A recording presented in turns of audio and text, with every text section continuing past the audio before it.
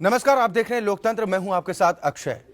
UP के चुनावी रण में आज पहले चरण का मतदान खत्म हो चुका है। सभी राजनीतिक दल इस बात का दावा कर रहे हैं कि नतीजे उनके पक्ष में आने जा रहे हैं, तो कुछ नेता ऐसे भी हैं जो चुनावी बेला में अपने पुराने बयानों से पलटी मारने में भी कोई कंजूसी नहीं कर रहे, क्योंकि मसला वोट से जुड़ा हुआ है।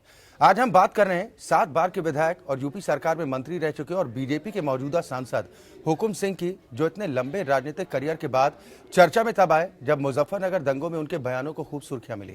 कैराना से हिंदुओं के पलायन को लेकर झंडा बुलंद करने वाले वही हुकुम सिंह अब चुनावी समर में अपने बयान से पलटी मार गए। हुकुम सिंह को अब ये लगता है कि कैराना में मुद्दा पलायन का नहीं बल्कि बिगड़ी कानून व्यवस्था का है, जिसे पटरी पर लाने में अखिलेश सरकार नाकाम साबित हुई।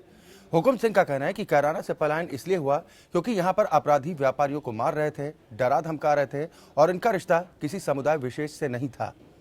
हुकुम सिंह के बयान से पलटने के बाद यूपी की राजनीति पर करीब से नजर रखने वाले लोगों को लगता है कि सुलझे हुए नेता माने जाने वाले हुकुम सिंह भी वही सब कुछ करना चाह रहे थे जो राजनीति और पार्टी में उनके बहुत बाद में आए नेताओं ने किया, यानी बयानों और विवादों के जरिए राजनीति के शीर्ष पर पहुंचना। आखिर क्या मजबूरी है जो अब बाकायदा पलायन करने वालों की सूची जारी करने वाले हुकुम सिंह के दावों में अचानक परिवर्तन आ गया? कहीं उनकी बेटी मृगांका उनके बदले सुर की वजह तो नहीं है? आज लोकतंत्र में हम इसी पर चर्चा करेंगे।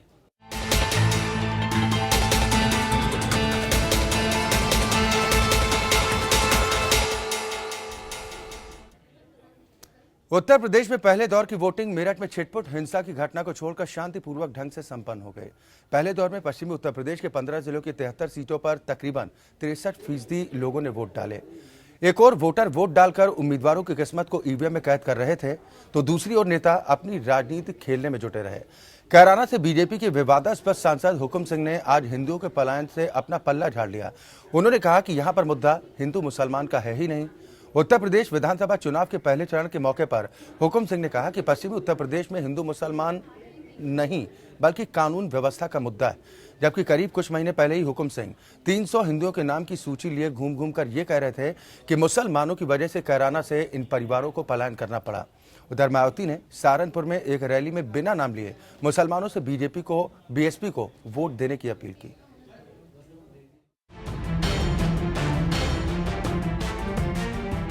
यूपी चुनाव के पहले दौर में बीजेपी के सांसद हुकुम सिंह अपने ही पुराने बयान से पलट गए। हुकुम सिंह का कहना है कि कैराना में पलायन का कोई मुद्दा ही नहीं है, यहाँ मुद्दा कानून व्यवस्था है, जिसको ठीक करने में अखिलेश सरकार नाकाम रही है। हुकुम सिंह ने कहा कि कैराना से पलायन इसलिए हुआ क्योंकि यहाँ अपराधी व्यापारियों को मार रहे थे और इनका रिश्ता किसी समुदाय विशेष से नहीं था। मुद्दे तो भाजपा के जो रहेंगे वही हमारे मुद्दे रहेंगे। नंबर 1, लोकल लेवल पर यहाँ पर थोड़ा असुरक्षा का माहौल ज्यादा था। टॉप प्रायोरिटी है, सबसे पहला मुद्दा हमारा सुरक्षा का होगा, उसके बाद में विकास का होगा। हुकुम सिंह को उन्हीं की पार्टी के सांसद योगी आदित्यनाथ के बयान की तरफ ध्यान दिलाया गया कि पश्चिमी उत्तर प्रदेश में हालात कश्मीर की तरह हैं। तब हुकुम सिंह ने कहा कि ये क्षेत्र उनका है और यहाँ आदित्यनाथ कभी नहीं आए। यही तो मैं कह रहा हूँ, नेताओं को तो आरोप है, जनता का तो आरोप नहीं। हमने जनता का मुद्दा उठाया, जनता खुश है। इससे पहले हुकुम सिंह ने पिछले साल एक लिस्ट जारी कर आरोप लगाया था कि कैराना से कई परिवार अपने घर बार छोड़कर भाग गए हैं। जो प्लान करेंगे, कश्मीर में प्लान हुआ, यहाँ भी अगर प्लान होगा तो कश्मीर बन जाएगा। इसलिए अपराधियों का एक मिशन हो गया, यहाँ लोगों को लूटना, यहाँ से भगाना, उनकी हत्या करना। 3 हत्याएं व्यापारियों की एक दिन में होती हैं। भारी भारी रकम की वसूली के उनको नोटिस दिए जाते हैं। जो रकम नहीं दे पाता उसकी हत्या हो जाती है, तो मजबूर होकर के गए छोड़कर घर अपना। जो भी प्लान, जिसने भी प्लान किया वो आना चाहेंगे, कोशिश करेंगे वो आए, उनकी प्रॉपर्टी उनको वापस मिले और जो भी उनको चाहिए हम सरकारी स्तर पर सहायता करेंगे उनकी। भारतीय जनता पार्टी ने कैराना से हिंदुओं के पलायन पर उठे विवाद की जांच के लिए सांसद सुरेश खन्ना के नेतृत्व में 9 सदस्यीय दल बनाया था। इस दल में उत्तर प्रदेश के पूर्व पुलिस महानिदेशक ब्रजलाल भी शामिल थे। पार्टी ने बकायदा रिपोर्ट जारी की थी। हुकुम सिंह का राजनीतिक सफर। हुकुम सिंह ने राजनीतिक सफर 1974 में कांग्रेस के साथ शुरू किया। कांग्रेस के टिकट पर वे 2 बार विधायक चुने गए। फिर उन्होंने जनता पार्टी की तरफ से चुनाव लड़ा और विधायक चुने गए। वे 1995 में बीजेपी में शामिल हुए और 4 बार विधायक रहे, मगर 2009 में वे लोकसभा चुनाव हार गए थे। फिर मुजफ्फरनगर दंगों के बाद हुए लोकसभा चुनाव में वे भारी मतों से जीते। पश्चिमी उत्तर प्रदेश की राजनीति को करीब से देखने वालों को लगता है कि सुलझे हुए नेता माने जाने वाले हुकुम सिंह भी वही सब कुछ करना चाह रहे थे जो राजनीति और पार्टी में उनके बहुत बाद आए नेताओं ने किया, यानी कि बयानों और विवादों के जरिए राजनीति के शीर्ष पर पहुंचना। आकांक्षा सिंह के साथ अनुराग, APN। या तो इस चुनावी बेला में कुछ ऐसे नेता भी हैं जो अपने पुराने बयानों से पलटी मारने में किसी भी तरह की कोई कंजूसी नहीं कर रहे हैं, क्योंकि मसला शायद वोट से जुड़ा हुआ है। आखिर क्या वजह है कि अब तक सूची लेकर बार बार इस तरह के आरोप लगाने वाले कि हिंदुओं ने पलायन किया, आखिर वो हुकुम सिंह अपने बयान से पलटते हुए नजर आए? इसके पीछे वजह क्या है, आज इसी को हम समझने का प्रयास करेंगे। सभी खास मेहमान हमारे साथ जुड़ गए हैं। सबसे पहले अपने दर्शकों की मुलाकात आज के मेहमानों से कराते हैं। नोएडा स्टूडियो से मेरे साथ दो खास मेहमान हैं। अनिला सिंह जी हैं, आप प्रवक्ता हैं भारतीय जनता पार्टी के। साथ ही ओंकारेश्वर पांडे जी हैं, आप वरिष्ठ पत्रकार हैं, हमारे साथ नोएडा स्टूडियो से मौजूद हैं। लखनऊ से चार खास मेहमान हैं। डॉक्टर हिलाल नकवी साहब है, आप कांग्रेस पार्टी का पक्ष रखेंगे, प्रदेश प्रवक्ता हैं कांग्रेस पार्टी के। मधु गुप्ता जी हैं जो समाजवादी पार्टी का पक्ष रखेंगे, प्रवक्ता हैं समाजवादी पार्टी के। साथ ही आरएलडी की तरफ से अनिल दुबे जी हमारे साथ हैं, पार्टी के पुराने लीडर भी हैं, प्रवक्ता भी हैं। साथ ही वरिष्ठ पत्रकार रतन मणि लाल जी हमारे साथ जुड़े हैं। बहुत स्वागत है आप सभी मेहमानों का हमारे साथ इस कार्यक्रम में शामिल होने के लिए। अनिला जी, शुरुआत में आपसे ही करना चाहूंगा क्योंकि ये जो मसला है आपकी पार्टी के एक सांसद से जुड़ा हुआ है, वजह क्या देख रही हैं? आखिर क्या वो मजबूरी, क्या वो कारण जिसकी वजह से हुकुम सिंह जी को अपने बयान से पलटना पड़ा? बयान से कहाँ पलटे हैं? अगर आप उनका पहले का बयान सुनिए तो उन्होंने कहा अपराधी शब्द का इस्तेमाल किया है। अपराधी जो हैं, अगर एक धर्म विशेष के अपराधी जो हैं जिनकी वजह से दूसरे धर्म विशेष के लोगों को जाना पड़ रहा है, प्लान करना पड़ रहा है, उसके विषय में उन्होंने वहां पे चर्चा की थी। लेकिन धर्म विशेष की बात नहीं कर रहे हैं आप, यहाँ पर धर्म विशेष की बात कर रहे हैं कि अपराधों में भी एक धर्म विशेष का वहां पर बोलबाला है। हुकुम सिंह जी ये बात नहीं कर रहे हैं। मैं आपको वही तो कह रही हूँ, अगर आप इनका पहले का बयान अगर आप सुनेंगे ध्यान से तो उन्होंने अपराधी शब्द का इस्तेमाल किया हुआ है, तो उन्होंने बिल्कुल भी नहीं पलटे हैं। वो बात सच। देखिए, एक चीज मैं आपको बता दूं, चाहे वो किसी भी धर्म किसी भी वर्ग का व्यक्ति हो, अगर वो सच्चे रास्ते पे चल रहा है यानी अपराध में नहीं है, तो अपने घर में वो चैन सुकून की दो रोटी खाना चाहता है। परंतु अगर ऐसी सरकारें आ जाती हैं जो कि संरक्षण देती हैं अपराधियों को, और अपराधी जो है खुले आम, चाहे वो जमीन पे कब्जा हो चाहे दुकान पे कब्जा हो, वो करेंगे, तो उस पर बोलेगा वहां का जो लोकल नेता है वो तो बोलेगा, चाहे वो सांसद हो चाहे वो विधायक हो चाहे कोई भी हो। तो पहले हुकुम सिंह जी ने जो कहा था बिल्कुल ठीक कहा था, आज उन्होंने भी वही बात कही है कि यहाँ मसला हिंदू मुस्लिम का बिल्कुल भी नहीं है। देखिए, पश्चिम क्षेत्र में हिंदू मुस्लिम जो है सैकड़ों साल से इकट्ठा रहता आ रहा है, रोजी रोटी हमारी इकट्ठी चलती है, गांवों में उठना बैठना इकट्ठा चलता है, आप अलग नहीं कर सकते हैं लोगों को। पर हाँ, अगर अपराधी हैं और अपराधियों को संरक्षण दे रही है सरकार बैठकर, तो उसके विषय में तो बोलना पड़ेगा ना, चुप कैसे रह जाएंगे? चलिए बयान सुना ही देते हैं। आप हुकुम सिंह जी के बयान की बात कर रही हैं, पहले अपने दर्शकों को वो बयान एक बार फिर सुनवा देते हैं और उसके बाद अपनी चर्चा को आगे बढ़ाते हैं।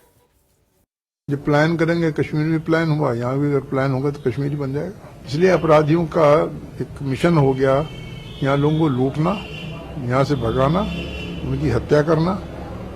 3-3 हत्याएं व्यापारियों की एक दिन में होती हैं। भारी भारी रकम की वसूली के उनको नोटिस दिए जाते हैं, जो रकम नहीं दे पाता उसकी हत्या हो जाती है, तो मजबूर होकर के वो गए छोड़कर घर अपना। जो भी प्लान, जिसने भी प्लान किया वो आना चाहेंगे, कोशिश करेंगे वो आए, उनकी प्रॉपर्टी उनको वापस मिले, और जो भी उनको चाहिए हम सरकारी स्तर पर सहायता वो करेंगे उनकी। जहां तो ये हुकुम सिंह की तरफ से बयान दिया जा रहा है कि अपराधों की वजह से वहां पर पलायन हुआ है। हालांकि यही हुकुम सिंह इससे पहले बाकायदा सूची लेकर सामने आते थे और ये कहते थे कि हिंदुओं ने पलायन किया, उन पर इतना दबाव बनाया जा रहा था एक धर्म विशेष की तरफ से, जिसकी वजह से पलायन कहराना से हुआ। और अपराधी धर्म विशेष अपराधी जो इस्तेमाल उन्होंने किया है, तो देखिए सारे धर्म, एक धर्म के सारे व्यक्ति खराब कैसे हो सकते हैं? कभी भी नहीं हो सकते हैं। तो इसको दूसरा रंग ना दिया जाए तो अच्छा रहेगा। नहीं, ये रंग कौन देने की कोशिश कर रहा है? नहीं, ये रंग आप लोग देने की कोशिश कर रहे हैं। सूची, उन्होंने ये नहीं कहा, उन्होंने किसी मतलब ऐसा नहीं कहा कि इसी धर्म के सारे लोग ऐसे होते हैं। उन्होंने अपराधी शब्द का इस्तेमाल किया है, उस पर ध्यान देना चाहिए। अगर अपराधी है तो वो अपराधी सबके लिए है ना, वो किसी एक धर्म के लिए तो नहीं है। परंतु यहाँ पे बड़ा प्रश्न चिन्ह हम आपको उठता है कि पुराना बयान भी प्रशासन क्या सुनवाएंगे। कर रहा था। अनिला सिंह जी, पुराना बयान भी हमारे पास है, जब हुकुम सिंह जी ने बाकायदा वो 300 परिवारों की सूची जारी की थी। आप लोगों को बेहतर तरीके से जानकारी होगी सूची में किस तरह से जिक्र किया गया था। ओंकारेश्वर पांडे जी, आप क्या मजबूरी देखते हैं हुकुम सिंह जी की तरफ से कि अचानक से 7 बार के विधायक रहे, एक बार यूपी सरकार में मंत्री रहे, बीजेपी के मौजूदा सांसद, क्या उन्हें भी लगा कि अब जो आज के दौर के नए नेता आ रहे हैं वो जल्दी सुर्खियां बटोर लेते हैं, जल्दी उन्हें हाइप मिल जाता है, वो पिछड़ रहे हैं? क्या इस वजह से उस दौरान ये बयान दिया गया था उनकी तरफ से? देखिए, चुनाव में जो बयान दिए जाते हैं उसका सिर्फ और सिर्फ एक ही मकसद होता है, चुनाव जीतना। और बयान से जो पलटा जाता है वो भी इसलिए पलटा जाता है कि चुनाव के समय अगर हम कोई बात कहेंगे तो वो चुनाव आयोग के दिशा निर्देशों के तहत वो कहीं ऐसा ना आ जाए कि हम पे उल्टा पड़ जाए। तो एक तो चुनाव जीतना है, उनको, उनकी पार्टी को, मृगांका सिंह को चुनाव जीतना है, तो सब लोगों को चुनाव जीतना है। तो सवाल ये है कि हमने जो पहले कहा कश्मीर क्यों बनेगा, कोई प्रदेश कश्मीर ऐसे ही नहीं बन जाता। अपराधियों की वजह से, अपराधी और राज्यों में भी हैं, दूसरे राज्यों में भी, वहां कोई नेता ये नहीं कहता कश्मीर बन जाए। वहां किसी नेता ने ये सूची नहीं जारी की कि ये लोग पलायन कर गए, और ठीक है हम उन्हें अपराधी कह रहे हैं, लेकिन वो खास समुदाय के लोग पलायन कर रहे हैं। तो जाहिर है एक सवाल उठता है कि हम किस पे सवाल उठा रहे हैं। और जो पहले अखबारों में आता रहा है वो तो साफ साफ आता रहा है कि वहां से हिंदू पलायन कर रहे हैं। तो ये चीजें आई हैं। आज जब बयान से वो पलट रहे हैं तो मैं इसमें साफ साफ देखता हूं कि एक चुनावी मजबूरी है इस वक्त, चूंकि ये मैसेज देना है कि हम सब लोगों को, और हम किसी में फर्क नहीं करते, और न करना चाहिए, करना भी नहीं चाहिए। तो इसलिए एक मुझे लगता है कि इसके अलावा और कोई वजह नहीं है चुनाव जीतने के लिए, और ताकि कोई गलत संदेश न जाए। मधु गुप्ता जी, मैं आपके पास आता हूं। आपकी सरकार पर खूब निशाना साधा गया था और यह कहा गया था कि सरकार की शय पर इस तरह की स्थिति बनी है कैराना में। अब वही हुकुम सिंह अपने बयान से पलटी मार रहे हैं, और अनिला सिंह जी भी कह रहे हैं कि उन्होंने तो ऐसा कहा नहीं था। अक्षय जी, सच्चाई सामने आ रही है। पहले चरण के चुनाव आज हो चुके हैं और इनको ये पता चल गया है, ये इनकी बौखलाहट है, इनकी इरिटेबिलिटी है, इन्हें ये समझ में आ गया कि हम कहाँ स्टैंड करते हैं। तो ये यू टर्न तो लेना ही पड़ेगा, और इसीलिए लिया गया है ये यू टर्न कि ये समझ गए हैं कि अब हमारी दाल नहीं गलने वाली। जनता समझदार है, वो अपना खाली नारा देने से सबका साथ सबका हाथ से काम नहीं चलेगा। आज जनता चाहती है विकास, और काम बोल रहा है समाजवादियों का, और ये जो गठबंधन हुआ है कांग्रेस समाजवादी का, ये यूपी की जनता को पसंद आ रहा है। और आज तो जो प्रेस कॉन्फ्रेंस हुई उसमें जो कॉमन मिनिमम प्रोग्राम के तहत 10 मुद्दे हैं जो जनता उसको भी समझ गई कि उसके तहत कितने फायदा जनता को होगा। और हम सिर्फ विकास की बात करते हैं, हम भाईचारे को तोड़ने की बात नहीं करते, विघटन की बात नहीं करते, हम सिर्फ और सिर्फ बात करते हैं विकास की। ये बात अब बहुत लेट समझ में आई है बीजेपी को, लेकिन अब समझ में आ गई। लेकिन अब तो देर हो गई, गाड़ी निकल गई है, पहला चरण निकल गया और जनता इनको समझ गई है। अब आप जो चुनाव के रिजल्ट, लेकिन आपकी सरकार को क्लीन चिट नहीं दी है, तस्वीर साफ हो मधु जाएगी। जी, आपकी सरकार को क्लीन चिट नहीं दी है हुकुम सिंह जी ये ने। क्लीन चिट उन्होंने देने कहा वाले कि कौन होते अपराधों का हैं? ग्राफ देखिए, इतना ज्यादा था, दहशत की वजह से लोगों ने पलायन किया। पलायन की बात स्वीकार कर रहे हैं, लेकिन किसी धर्म विशेष की वजह से पलायन किया, इस बात से इनकार कर रहे हैं।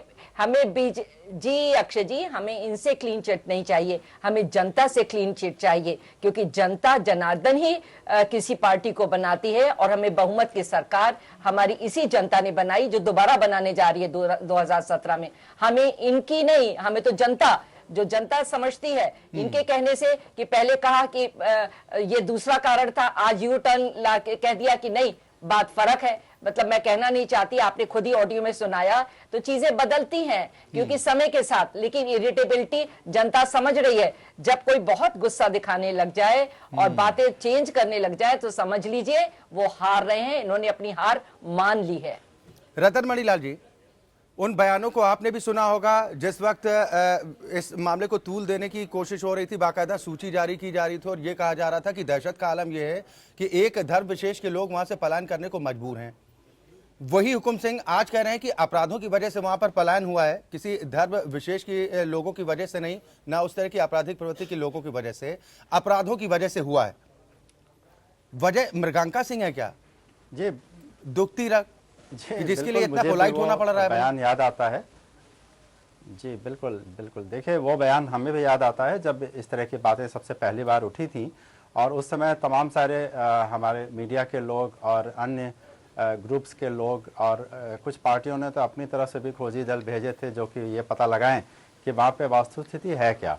और कई सारी रिपोर्ट्स को देखने के बाद हम लोगों को ये समझ में आया था कि वहाँ पे वाकई में कुछ ऐसे अपराधियों के ग्रुप्स हैं, कुछ ऐसे गैंग्स हैं जो कि काफ़ी मजबूत हो चुके हैं, और वहाँ का जो डिस्ट्रिक्ट का प्रशासन था और पुलिस का जो प्रशासन था वो उनको कंट्रोल करने में और उनके ऊपर लगाम लगाने में असफल रहा था, जिसकी वजह से वहाँ पे थोड़ा आतंक का माहौल बन गया था। ये बातें तो काफ़ी स्थापित हैं, और उसमें कहीं भी ये बात कहीं नहीं उभर के आई थी कि उसमें किसी कम्युनिटी के लोग इन्वॉल्व हैं या किसी कास्ट के लोग इन्वॉल्व हैं, क्योंकि अपराधी अगर है और वो किसी भी कम्युनिटी का है तो उसको उसके साथ कड़ाई से पेश आके उसको एक सजा मिलनी चाहिए जो कि कानून में प्राविधान है। लेकिन ऐसा कहा गया कि किसी न किसी वजह से वहाँ के अपराधियों को कंट्रोल वहाँ का प्रशासन नहीं कर पाया था। बस मुझे लगता है इसी गैप की वजह से इस पूरे मामले को राजनीतिक कलर देना शुरू किया गया, और जिसको कि पहले कहा गया कि एक कम्युनिटी द्वारा दूसरी कम्युनिटी को तंग किया जा रहा है, और फिर उसमें अपराधी कहीं पीछे रह गए, और बाद में ये आया कि नहीं वो अपराधी हैं। कई लोग जो वहाँ से छोड़ के गए पता चला वो अपने कारणों से गए थे, अपने व्यक्तिगत कारणों से गए थे, या वो बेहतर नौकरी या बेहतर व्यवसाय के कारणों से गए थे। और अंततः ये हुआ कि ये मुद्दा तो बन गया, लेकिन इसके पीछे जो एक भावना उजागर करने की कोशिश की गई थी कि ये पलायन कम्युनल कारणों से हुआ था, वो उस तरह से बन नहीं पाया जिस तरह से ये पार्टी चाहती थी। और आज जब वो वाकई में ऐसा लगता है कि वो मुद्दा नहीं बन पाया है, तो मैं समझता हूं कि वहां के जो भी लोग चुनाव लड़ रहे हैं उनके लिए अपने आप को इस मुद्दे से डिसोसिएट करना जरूरी हो गया है, जो कि सामने दिख रहा है कि ये मुद्दा पलायन का था लेकिन इसमें कम्युनिटी नहीं अपराधी इन्वॉल्व थे। ये कह के वो इस मुद्दे का जो कम्युनल बेस है उससे अपने आप को अलग करने की कोशिश कर रहे हैं, ये बिल्कुल स्पष्ट दिखाई पड़ता है। डॉक्टर हिलाल नकवी साहब, आप ही लोग कहते हैं ना कि दहशतगर्दी, दहशतगर्दों का, आतंकवाद का ना कोई जाति होती है ना कोई धर्म होता है। उस दौरान आखिर किस बिना पर इस तरह के आरोप लगाए गए थे? कुछ मजबूत साक्ष्य तो होने चाहिए। नहीं, देखिए जो आरोप लगाने की बात उठती है तो अक्षय इस पूरे घटना को हम दो भागों में विभाजित कर लेते हैं।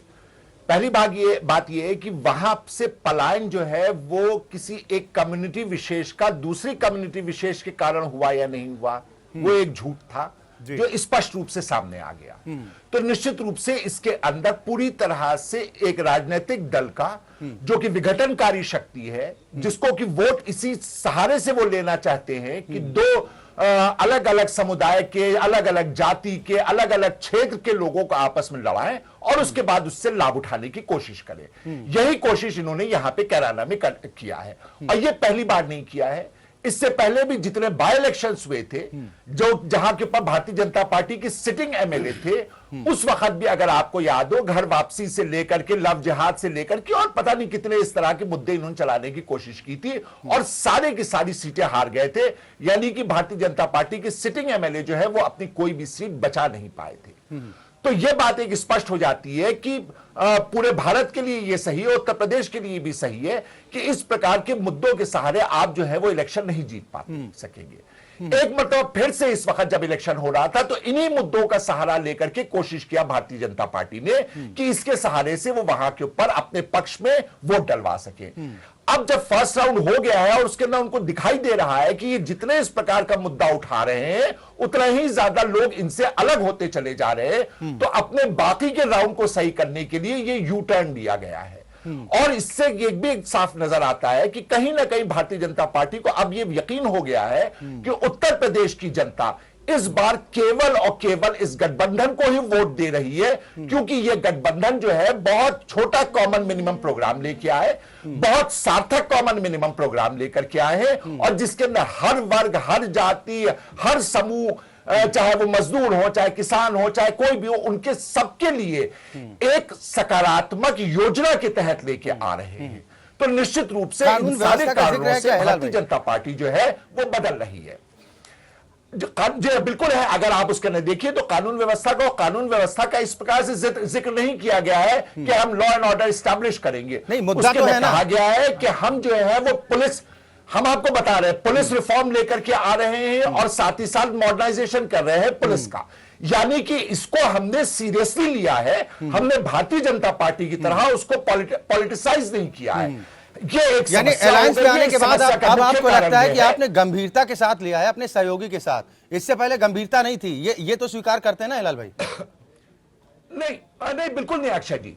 हमारा सिर्फ ये कहना है कि दो तरह से वादे किए जाते हैं। एक वादा वो किया जाता है कि 15 लाख रुपए आपके पास आ जाएंगे, 2 करोड़ लोगों को रोजगार मिल जाएगा, ये वादा एक होता है। एक ये होता है कि हम आपके यहां इस प्रकार का कार्य करेंगे जिससे कि इतना रोजगार मिलेगा। तो यहां के ऊपर हमने जो है वो पूरी समस्या को समझा, दोनों लोगों ने समझा, कांग्रेस ने और समाजवादी पार्टी ने। उनको यह समझ में आया कि टिट्स एंड बिट्स में किसी तरह का कोई एक इंक्लूसिव जो डेवलपमेंट होता है वो नहीं हो सकता है। अगर हमको डेवलपमेंट जो है वो इंक्लूसिव चाहिए, नीचे तक चाहिए, तो ना केवल विकासकारी योजनाओं की आवश्यकता है बल्कि हमको अपने यहां का पुलिस का मॉडर्नाइजेशन करना है और उसके अंदर रिफॉर्म लेकर के आना है। तब हम जो है वो पूरी तरह से इस समस्या को समझ पाएंगे। वैसे ये है कि हम कहते कि साहब मध्य प्रदेश में क्या हो रहा है, छत्तीसगढ़ में क्या हो रहा है, राजस्थान में क्या हो रहा है, महाराष्ट्र में क्या हो रहा है, दिल्ली में क्या हो रहा है। उत्तर प्रदेश में चुनाव हो रहे हैं, उत्तर प्रदेश में हम केंद्रित रहते हैं क्योंकि कैराना मसले पर कांग्रेस के स्वर भी खूब बुलंद थे। यही बात सर, हमने कई बार उस मसले पर बहस की है और उस वक्त कांग्रेस के नेताओं के स्वर भी हमने खूब सुने थे। और आज अलायंस में आने के बाद आप लोग कह रहे हैं कि कानून व्यवस्था जो अखिलेश राज में थोड़ी बहुत ठीक रही है लेकिन और दुरुस्त करने की बात आप कर रहे हैं, लेकिन पहले ये बोल कुछ अलग थे।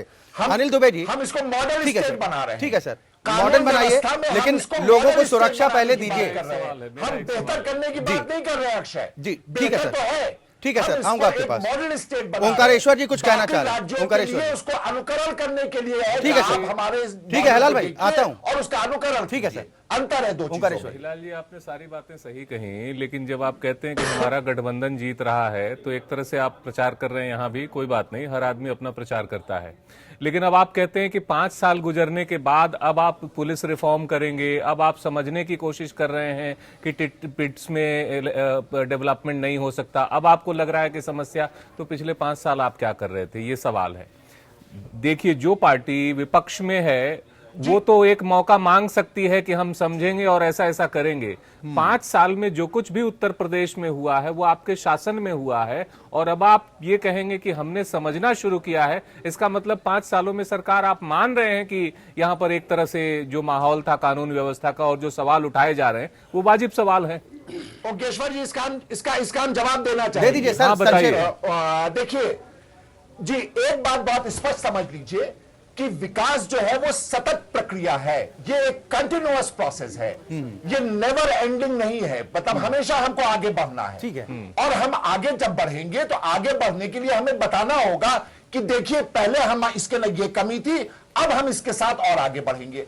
हम जो है वो अपने आप में पूरी तरह नहीं मानते हैं। हम ये नहीं कहते हैं कि हम 5 साल के अंदर सब 10 करोड़ लोगों को रोजगार दे देंगे। कैसे देंगे नहीं बताएंगे। मेक इन इंडिया से हम इंडस्ट्रियलाइजेशन कर देंगे, कैसे करेंगे नहीं बताएंगे। आपने ठीक कहा, विकास हिलाल जी कर देंगे, हिलाल जी, साफ करेंगे, कैसे आपने करेंगे नहीं सही बताएंगे, कहा, उसके लिए बजट एलोकेशन नहीं करेंगे। आपने सही कहा, विकास एक सतत प्रक्रिया है, लेकिन गवर्नेंस के लिए जनता सिर्फ 5 साल आपको देती है, वो एक सतत प्रक्रिया नहीं है। किसी पार्टी को इस आधार पे कि चूंकि विकास एक सतत प्रक्रिया है इसलिए एक पार्टी को बनाए रखा जाए, ये नहीं करना है। लोकतंत्र में जनता 5 साल का आपको अवसर देती है, आप उसमें सतत 5 साल प्रयास करिए, अगले 5 साल करना होगा तो हो सकता है जनता किसी और को मौका दे दे। हिलाल भाई जी, तभी तो देखिए हर 5 साल बाद हम इलेक्शन में जाते हैं और हम अपना रिपोर्ट कार्ड लेकर के जाते हैं कि साहब देखिए हमने ये किया है, हम सही डायरेक्शन में चल रहे हैं। हमने अब आप लोग डायरेक्शन की बात कर सकते हैं। पिछले 27 सालों को लेकर अभी तक आप लोगों का नारा बुलंद था, 27 साल यूपी बेहाल। अब आप लोग कह रहे हैं कि सोच अच्छी है, अच्छी सोच के साथ आप लोग जा रहे हैं, ठीक है, ये आपकी पार्टी का अपना व्यक्तिगत मसला हो सकता है। अनिल दुबे जी, लेकिन आम लोग क्या करें, हम जैसे लोग जो अपनी सरकारों पर यकीन करते हैं, राजनीतिक दलों पर भरोसा करते हैं कि वो वादे करते हैं, अगर वही राजनीतिक दल इस तरह की सियासत करने लग जाएं कि एक को दूसरे से भिड़ाने की कोशिश में जुट जाएं, क्या होगा हाल? अच्छा, अगर आपको याद हो जब भी ये पलायन की बात हुकुम सिंह ने की थी तो हमने उस समय भी कहा था कि इन्होंने फर्जी सूची जारी की। आपके चैनल पे भी कई बार बहस हुई, हमने कहा पलायन मुद्दा नहीं है, कहीं रोजी रोजगार के लिए दूसरे लोग कहीं जा रहे होंगे। ये बात उस समय भी उठी थी कि ये मुद्दा कानून व्यवस्था से जुड़ा हो सकता है।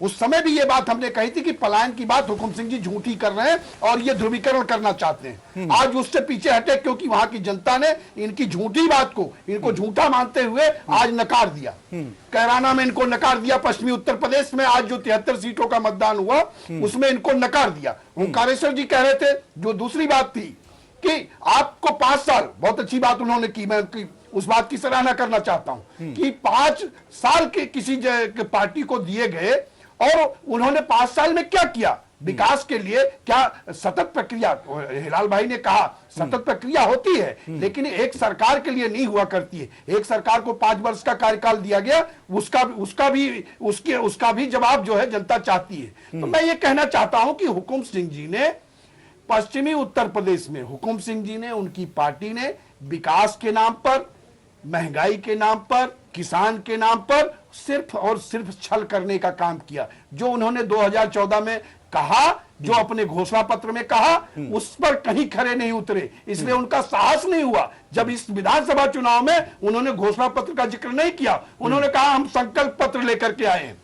तो जब ये पार्टी सिर्फ झूठ का सहारा लेकर के, छल का सहारा लेके, फरेब का सहारा लेकर के, आप देखिए एक जिम्मेदार आदमी, वो सांसद है, कई बार बहुत वरिष्ठ नेता हैं, पहले वो क्या कहते हैं और आज क्या कहते हैं सिर्फ वोट के लिए। सर इसीलिए हम आज इस बहस को लेकर आए हैं कि ज्यादातर तो पार्टियां कहती हैं कि अगर किसी नेता का कोई बयान जिसको लेकर ज्यादा आरोप प्रत्यारोप गर्म होते हैं तो व्यक्तिगत बयान कहकर पल्ला झाड़ लिया जाता है। लेकिन इस तरह के मामले में आखिर क्या जरूरत पड़ती है चुनावी बेला में कि आप अपने स्टैंड पर कायम नहीं रह पाते? ठीक है, एक ब्रेक के लिए रुकना है, लेकिन उससे पहले अनिला सिंह जी से मैं एक कमेंट इस पर जरूर लूंगा। अनिला सिंह जी, आपकी पार्टी का नारा है ना, सबका साथ सबका विकास। आपकी पार्टी के नेता अगर सांप्रदायिक सौहार्द को बिगाड़ने की कोशिश करेंगे नहीं कोई तो भी कहां सबका साथ और कहां सबका विकास? नहीं देखिए, इस काम में तो कांग्रेस एक्सपर्ट है और वो सहारा ले लेती है समाजवादी पार्टी और बीएसपी जैसी पार्टियों का। और दूसरी बात, एक बड़ी मजे की बात है, यहाँ पे तीनों पार्टी के प्रतिनिधित्व बैठे हुए हैं, कांग्रेस और सपा और आरएलडी। इनके पास कौन सा ऐसा अलादीन का चिराग है जिसको घिसकर इन्होंने पता कर लिया है कि केवल इनकी पार्टी आगे जा रही है, और नतीजे भी 73 सीट के इनको पता चल गया है कि भारतीय जनता पार्टी को किसी ने वोट नहीं दिया हुआ है। मुझे नहीं समझ में आता ये कौन सी टेक्नोलॉजी है, अगर है तो उजागर करके बेहतर है। ये फैसला जनता ने कर लिया है। जनता ने पहले चरण का मतदान कर दिया है और नतीजों के लिए 11 मार्च तक इंतजार करना चाहिए ना। इन्होंने तो नतीजे डिक्लेयर कर दिए तीनों ने बैठ कर। इस बात का जवाब दीजिए कि हुकुम सिंह जैसे नेता, वरिष्ठ नेता, उनका काफी सम्मान भी है, लेकिन उन्हें क्या इस तरह की जरूरत पड़ जाती है? एग्रेसिव होकर के ठीक है, समझ में आ रहा है उन्होंने अपना बयान कहाँ पढ़ा? क्या सीधी सी बात है, पार्टी आला कमान की तरफ से इस तरह का प्रेशर होता है क्या आप इस तरह का माहौल क्रिएट कीजिए? का बयान सुनाया था ना आपने, उन्होंने किस शब्द का इस्तेमाल किया? अपराधी। पर हाँ, ये बात जरूर है कि समाजवादी पार्टी जो है एक वर्ग विशेष के अपराधियों को संरक्षण नहीं दिया। ये मैं आपके चैनल पर बैठ के बोल रही हूँ। अब पूरे पश्चिमी उत्तर प्रदेश का ये हाल है, तो हम बोलेंगे नहीं क्या? जिसके डर की वजह से अगर परिवार वहाँ पे अपना गाँव, शहर, मोहल्ला छोड़कर जाएंगे तो क्या हम चुप रहेंगे? क्योंकि हम जाति और धर्म की राजनीति नहीं करते और क्या इसके लिए? ठीक है मधु जी, आता हूँ, अनिला सिंह जी आता हूँ। हम बात कर रहे हैं उत्तर प्रदेश में छिड़े सियासी घमासान की, जिसमें पहले चरण का मतदान तो खत्म हो चुका। सभी राजनीतिक दल इस बात का दावा भी कर रहे हैं कि नतीजे उनके पक्ष में आने जा रहे हैं। तो कुछ नेता ऐसे भी हैं जो चुनावी बेला में अपने पुराने बयानों से पलटी मारने में किसी तरह की कोई कोताही अब नहीं कर रहे हैं, कोई कंजूसी नहीं बरत रहे हैं। हम बात बीजेपी सांसद हुकुम सिंह की कर रहे हैं और सभी खास मेहमान हमारे साथ लगातार जुड़े हुए हैं। अनिला सिंह जी, मैं आपके पास ही आता हूं।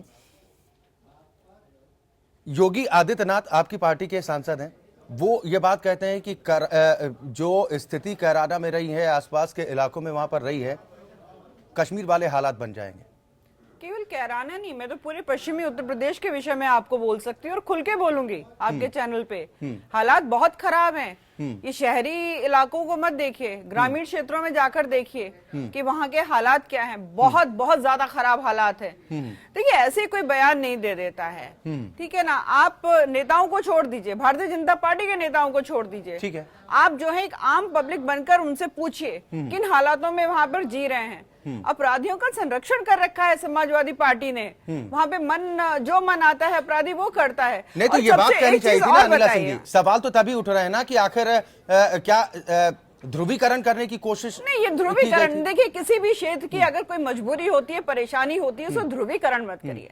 नहीं तो इस अब देश बयान में से क्यों नहीं, पलटे? अक्षय जी, इस देश में 80% हिंदू रहता है, उसको इतनी मार मत मारिए, उसको इतनी मार मत मारिए बार बार ये कह के कि तुम हिंदू हो, तुम हिंदू हो, तुम हिंदू हो, तुम किसी दूसरे धर्म के विषय में नहीं कुछ तो बोल 20% वाले की जान ले लेंगे। अगर कोई अनिला हिंदू सिंह जी, जो है अपने नहीं तो ये धर्म के अधिकार विषय है, में कुछ कह ये देगा, अधिकार है तुम कि बहुत 20% खराब हो, पर दबाव तुम बनाया जो जाएगा। हो, कम्युनल हो, ये नहीं, ऐसा मत करिए, ऐसा मत करिए। हिंदुओं को भी हिंदुस्तान में जीने का अधिकार है, वो अधिकार मत छीनिए, बिल्कुल नहीं छीनिए। और मधु जी, जाना है अक्षय जी, ठीक है। मुझे जाना है, जाते जाते एक बात मैं और कह जाऊं, आज राहुल गांधी जी की और इनकी अखिलेश यादव जी की पीछे होती आता हूं, हिलाल भाई, आ रहा हूं आपके पास। यही नहीं पता था इन लोगों को कि किसको क्या उत्तर देना है। दोनों आपस में, अच्छा इसका उत्तर मैं देता हूँ, अच्छा इसका उत्तर मैं देता हूँ, कोई कोऑर्डिनेशन नजर नहीं आ रहा था। राहुल गांधी जी ने जब एड्रेस किया तो उन्होंने केवल अपने कांग्रेस के सीनियर लीडर्स को एड्रेस किया, अभी कोई कोऑर्डिनेशन नहीं तो अनिला सिंह जी, अनिला सिंह जी, अगर वहां पर आप अनिला सिंह जी, अगर आप ये कह रही हैं कि वहां पर माहौल बिगाड़ने की कोशिश की गई है और सरकार की तरफ से शय थी एक धर्म विशेष के अपराधी प्रवृत्ति के लोगों को, यही कहना चाह रही ना आप? आपकी पार्टी के सुरेश राणा वहां पर क्या कर रहे हैं? समाजवादी पार्टी का आपकी पार्टी के और अपनी जो पश्चिमी उत्तर प्रदेश के कद्दावर नेताओं में नाम आने लगा, सुरेश राणा वहां पर क्या कर रहे हैं? क्या चीज? संगीत सोम वहां पर क्या कर रहे हैं? अब भाई ये जो कोई कहता है कि कैराना में जश्न होगा, ये सुनेंगे नहीं दूसरे की। कोई कहता है सरधना में जश्न होगा। अरे बिल्कुल जश्न होगा। हर विधायक जो भारतीय जनता पार्टी से चुनाव लड़ रहा है उसके घर में जश्न होगा। मैं बोल रही हूँ, खुल के बोल रही हूँ, इस प्रदेश की जनता मधु जो है, जी, वो मधु BJP के मधु साथ गुप्ता जी, ये उत्तर प्रदेश की सत्तारूढ़ समाजवादी पार्टी सरकार के लिए ये किसी भी स्थिति में सही नहीं है। अगर पहले इस तरह के आरोप लगाए गए थे, फिर जांच दल आपने भी भेजा था, तब ये बात उठी थी कि अपराधों की वजह से वहां पर लोग पलायन करने को मजबूर हुए हैं, हालांकि उसमें कुछ अन्य वजह भी गिनाई गई थी। ये कमजोरी भी तो आपकी सरकार की रही है, जो अब हिलाल भाई भी कह रहे हैं कि अब हम नए सिरे से रिफॉर्म करेंगे, पुलिस रिफॉर्म। अक्षय जी, अक्षय जी, सबसे पहले तो ये ऑब्जेक्शनेबल बात कह रही हैं। अनिला जी को अपने वर्ड्स वापस लेने चाहिए। ये बार बार हिंदू मुस्लिम, और ये हमारा चुनाव आयोग भी मना करता है कि किसी तरीके से आप धर्म के भड़काऊ भाषण नहीं बोलिए, जो इनकी पार्टी बार बार बोलती है। और जहां तक अब आप चुप रहिए, बिल्कुल नहीं चुप रहोगे मधु जी, अब आप लोगों को चुप करा के यहाँ पे बैठाऊंगी। आप लोगों ने तमाशा बनाया हुआ है। अरे आपके हाथ के भारतीय जनता पार्टी को कम्युनल कहते हैं। आप चुनिए, आप बिल्कुल भी हमारी आवाज का दमन नहीं कर सकती है। और इसका उत्तर जो है आपको 11 मार्च को मिल भी जाएगा। आदत है, इनके बीच में तो कोई नहीं बोला। ठीक है मधु जी, अपनी बात पूरी कीजिए। अक्षय जी जरा चुप किया करिए, जब हम बोले तो बीच में ना बोले, तभी हम बोल पाएंगे। कीजिए। देखिए ये इन लोगों की आदत, देखिए इन लोगों की आदत रही है, सभी जानते हैं। आपने अभी दिखाया कि कैसे यू टर्न लिया, कहीं इनको घर वापसी याद आती है, लव जिहाद वापस आता है, कभी ये उत्तर प्रदेश को कश्मीर बना देते हैं, कभी कहते हैं 10 बच्चे पैदा करो। एक आज आपने देखा कि किस तरीके से एक भाई को, बीजेपी के विधायक के भाई को, मंत्री के भाई को आज FIR लॉन्च हुई है हथियार रखने पर। 3 MLC भी जीते हैं एक नहीं, मैं कितने आपको गिनाऊंगी। देखिए फिर बोल रही है, इनको बोलने दीजिए, पहले इनको बुलवा लीजिए, जब ये बोल चुके हमारे 3 MLC जीते हैं, हमारे 3 MLC जीते हैं, उसके बारे में भी बता दें। आप बोलती रहेंगी, चुनाव है,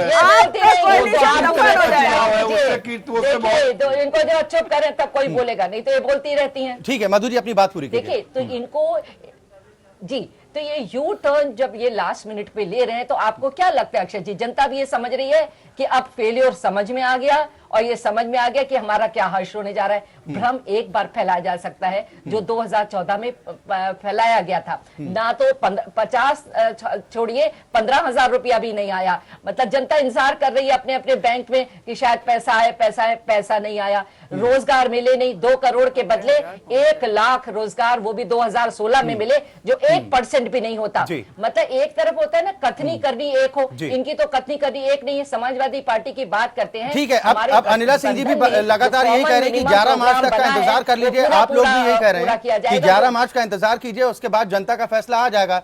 अनिला सिंह जी से एक फाइनल कमेंट लूंगा, उसके बाद उन्हें कहीं जाना भी है। अनिला सिंह जी, जैसे मधु गुप्ता जी भी अभी कह रही हैं, क्यों, क्या सिर्फ हुकुम सिंह जी से बयान इस मकसद से दिलवाया जाता है कि उसका राजनीतिक नफा नुकसान देखते हुए इस तरह की बातें कही जाती हैं? अभी पार्टी की तरफ से क्या किसी तरह का दबाव था हुकुम सिंह जी पर कि अगर वो इस पर कुछ नहीं बोलते हैं तो इसका नुकसान पार्टी को हो सकता है, या फिर उनकी बेटी एक वजह इसमें देख रही हैं आप लोग? देखिए, मैं फिर वही बात दोहराऊंगी, हुकुम सिंह जी ने अपना बयान बिल्कुल भी नहीं पलटा है, ना बदला है।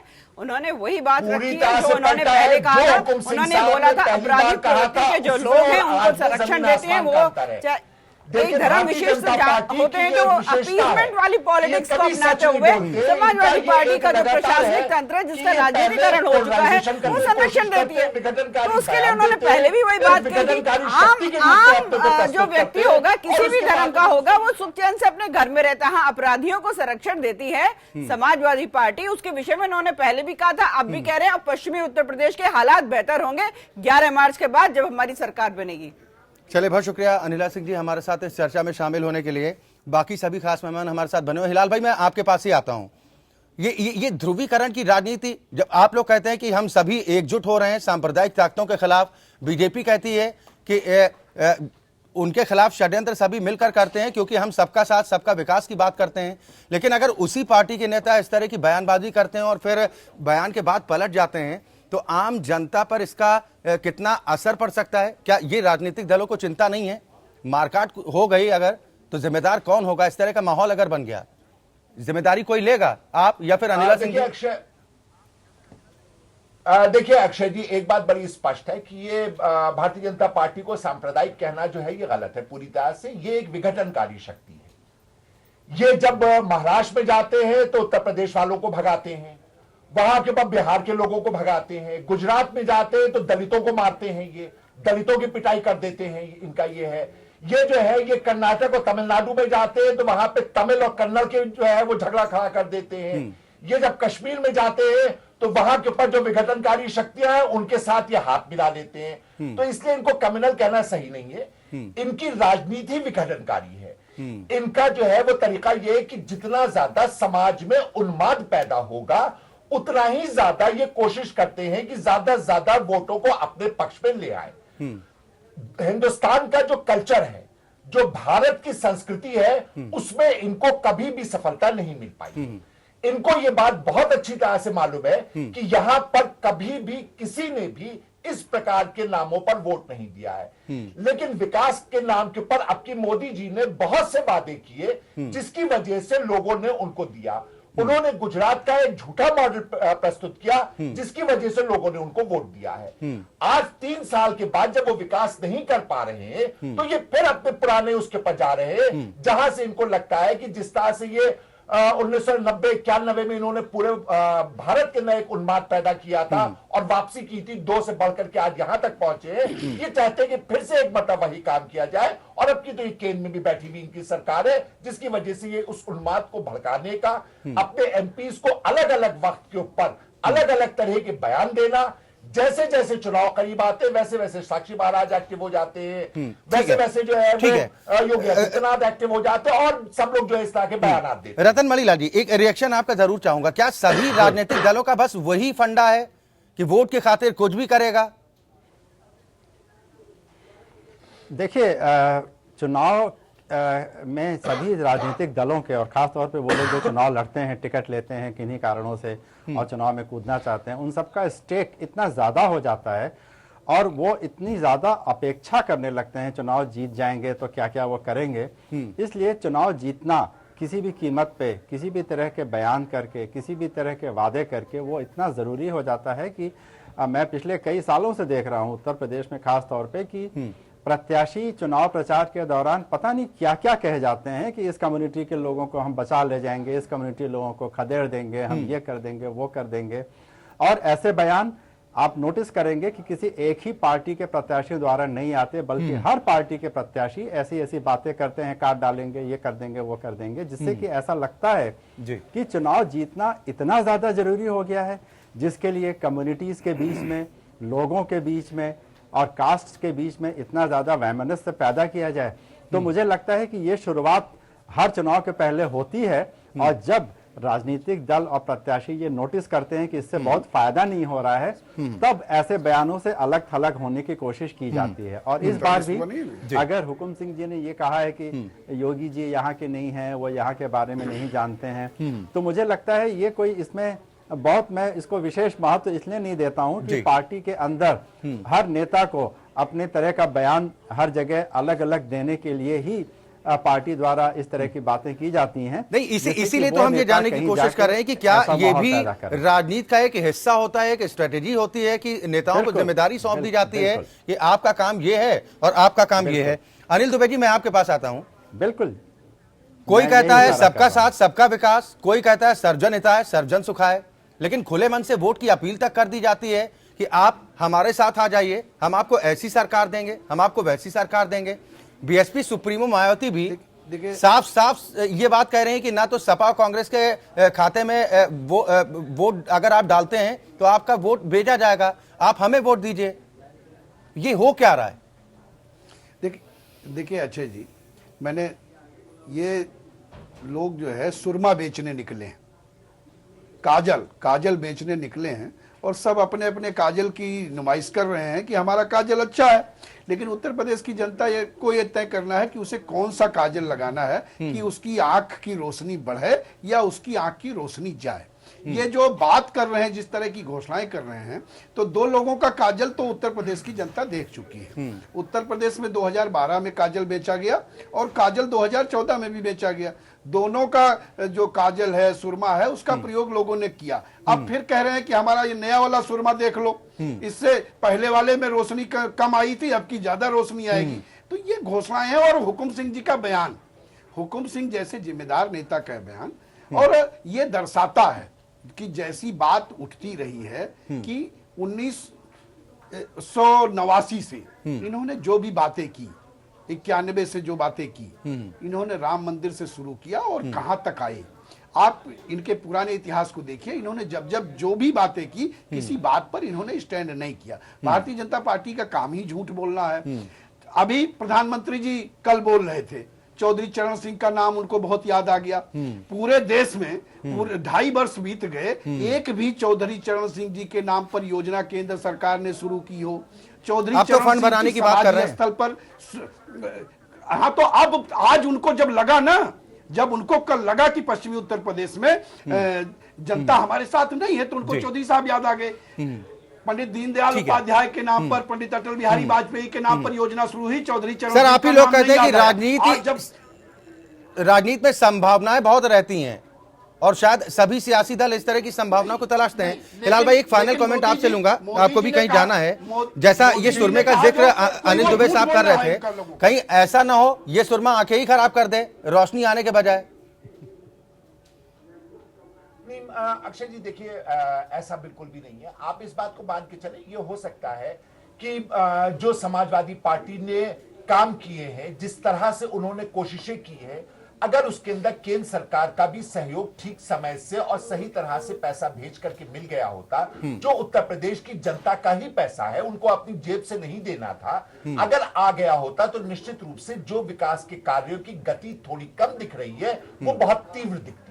निश्चित रूप से हमको जो है वो इस बात को समझना होगा कि केंद्र सरकार जिस तरह से सौतेला व्यवहार जितने भी गैर बीजेपी शासित प्रदेश है उनके साथ कर रही है, जिस तरह से वहां तोड़ फोड़ करते हैं, जिस तरह से वहां के गैर संवैधानिक कार्य करते हैं, सुप्रीम कोर्ट को उसके अंदर इंटरफेयर करना पड़ता है, ये अपने आप में कोई अच्छा संदेश जनता को नहीं दे रहा है। ये संकेत तो उत्तर प्रदेश की सत्तारूढ़ समाजवादी पार्टी को भी कई बार मिले हैं। आपने अच्छा किया कि सुप्रीम कोर्ट, हाई कोर्ट का जिक्र कर रहे हैं।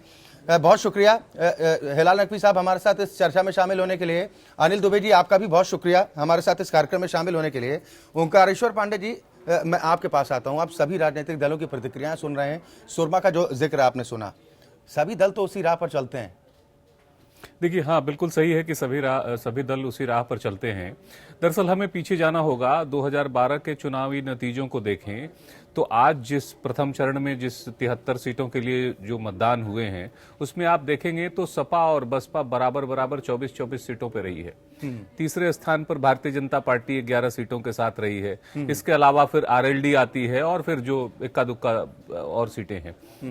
तो दरअसल इन जगहों पर, और ये आपको पता है कि ये जो 73 सीटें हैं उनमें अधिकांश जो है वो बहुलता जिन सीटों पर है उसमें या तो जाट बहुल मतदाता हैं या फिर मुस्लिम बहुल हैं, ये इन सीटों पर ध्रुवीकरण। तो इसीलिए चाहे हुकुम सिंह जी को अपना बयान पलटना पड़ रहा है या और इशू उठ रहे हैं, दरअसल इन सीटों पर ही एक बहुत कुछ हद तक ये फैसला होना है कि इनमें इन पार्टियों का क्या होगा, कि क्या वो बसपा की सीटें सपा की तरफ चली जाएंगी या सपा की सीटें बसपा की तरफ चली जाएंगी, या दोनों की लड़ाई में फायदा बीजेपी को हो जाएगा। क्योंकि पिछले लोकसभा चुनावों को अगर आप देखें तो इसमें 73 में से 68 सीटों पर भारतीय जनता पार्टी आगे रही है। अगर लोकसभा चुनावों के अनुसार हम चलते हैं तो आप देखेंगे कि या तो भाजपा को फायदा मिलेगा, और नहीं अगर सीटों का मतों का बंटवारा होता है इन दो दलों के बीच में, दो गठबंधन जो सपा और कांग्रेस का एक तरफ और दूसरी तरफ बसपा का है, तो जाहिर है उसका फायदा बीजेपी को मिलना चाहिए। जाट बहुल जो मत क्षेत्र हैं उस पर बीजेपी बैंक कर रही है। तो इन सब चीजों को लेके ही ये आरोप प्रत्यारोप चल रहे हैं। लेकिन मुख्य मुद्दा कहीं ना कहीं दो चीजें हैं जरूर।